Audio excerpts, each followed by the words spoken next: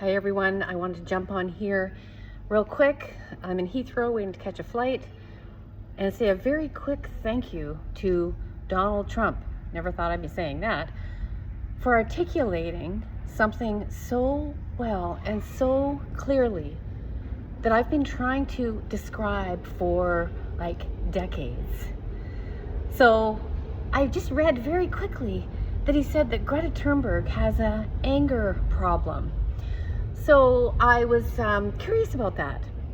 And I see that she's really angry that so many people are dying in Gaza. So many people have been killed. And I know that she's been very angry about climate change and coming from a love of this planet and a love for humanity. And so I just, first of all, I was a little bit confused about why you would focus on a 22-year-old woman from Sweden who is traveling across the world on a flotilla amongst 45 other boats. Why you would focus in on her, on a young woman? Coward. And the other thing I was a little bit confused about was initially, you said she had an anger problem. And so, you know, when I feel into her, I think she's really angry right now. And I don't know if I would necessarily call that a problem. And I just want to advise you that when you say that someone is an anger problem, it becomes stuck.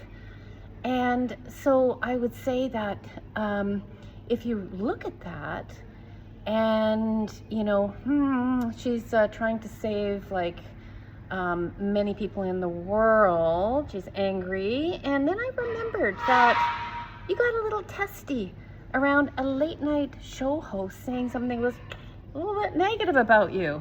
So I'm just wondering if you have the problem. And the other thing I just wanted to clarify is that when a woman is labeled as angry or having an anger problem, that becomes the focus. And you know, you are a master at distraction. I'll give you that.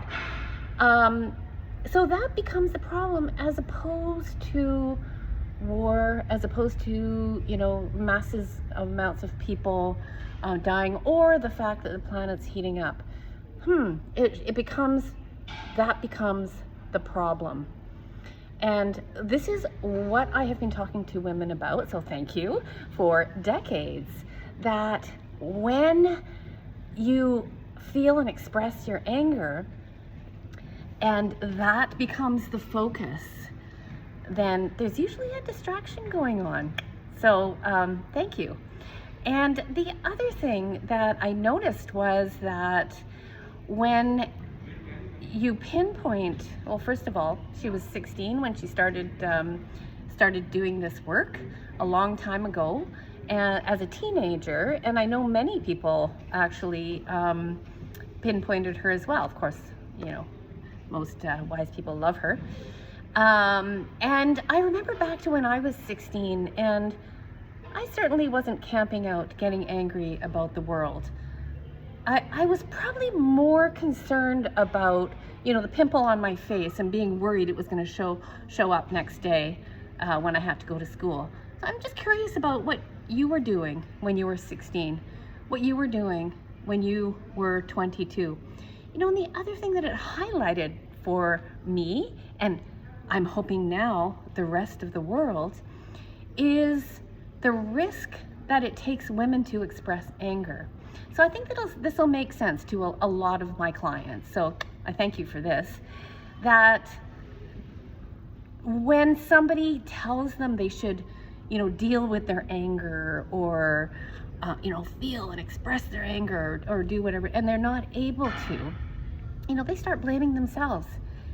But now I see that we can actually blame people like you, because this is what's been happening for centuries. Women who are anger problems, women who are hysterical, women who express rage, well, they get locked up. And that's exactly what happened here. And so I think it's an invitation for women to go really gently and carefully and generously with themselves, but also to feel what we feel, because it's valid. It is valid. Your anger is valid, and it's wise when it's channeled in to action, into ambition, or just into expression. So you'll be interested, Mr. Trump, that what I recommend that women do, and maybe you too, if you have an anger problem, you might want to try this too, is just to start recognizing it and to start making a connection and a relationship with your anger, to start to actually just feel it in your body. Oh yeah, there you are, and not judging it. I see that's where you're going wrong, Mr. Trump. And I also see that, you know, if you sat with yourself for a week in silence, self-combustion, you would probably see that it had nothing to do with Greta Tunberg. And so I invite women to actually learn to express, to walk with it, to write about it, to talk to a friend about it, but to see it or to take it into action, to take it into a business, because it's usually, when it's really acknowledged, it's a force for good. But I don't see that in what you're doing.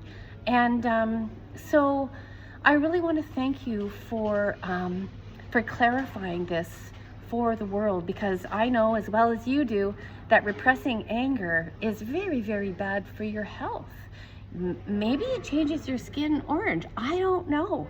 But what I do know is that for women, when we swallow it back down, men too, in different ways, I can only speak from a woman's perspective, we get stomach aches. You know, we get pain, we get tension, we get anger, we get resentment, and all these things, and we could be flowing with it. And so you gave us a live